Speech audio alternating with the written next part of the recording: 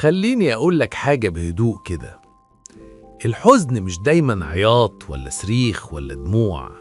الحزن في أغلب الأوقات كائن قاعد جنبك، مش بيتكلم كتير، مش بيزعق، مش يعمل دراما. قاعد ساكت، تقيل. أول ما يقعد تحس إن الأوضة ضاقت، مش علشان هو كبير، علشان هو واخد مكان على صدرك. الحزن شخصيا ما يقولكش أنا مضايقك، هو يقولك سيبها كده، سيب اليوم يعدي، سيب الكلام، سيب الخروج، سيب الضحك، سيب نفسك. وأول كائن في قعدة الحزن أبو فاكس ده اللي يقولك ملهاش لازمة ولا حاجة بتفرق، هو كل واحد.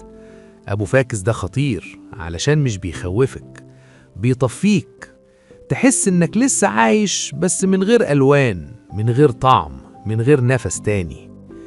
تاني كائن ساكن الذكريات، ده بقى اللي يقعد يفتح الأدراج القديمة، صور، كلام، مواقف، ناس مشيت، ويقعد يقولك فاكر. وانت فاكر طبعا، علشان الحزن شاطر قوي في انه يفكرك بالحاجات اللي خلصت، مش بالحاجات اللي لسه موجودة.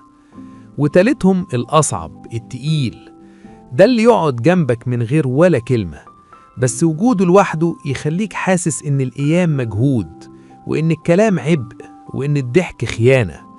والغريب بقى إن الحزن شخصياً ما يطلبش منك حاجة كبيرة، بس يطلب حاجة واحدة خطيرة قوي، إنك تكمل كده، لا تتكلم، لا تواجه، لا تعترف، ولا حتى تقول أنا تعبان. بس الحقيقة الحزن مش عايزك تموت، الحزن عايزك تتعود على القلة، تتعود على السكوت، تتعود إن ده الطبيعي، لحد ما تنسى إنك كنت شخص بيحلم وبيتحمس. طيب نعمل إيه؟ نطرده؟ نزعق؟ نقول كلام إيجابي؟ ولا واحدة من دول بتنفع. الحزن ما بيحبش الصوت العالي، ولا بيخاف من الشعارات. الحزن بيخاف من حاجة واحدة بس، إنك تعترف بوجوده. أول ما تقول أنا حزين، من غير تبرير، من غير تمثيل، من غير مقارمة، الحزن يتلخبط.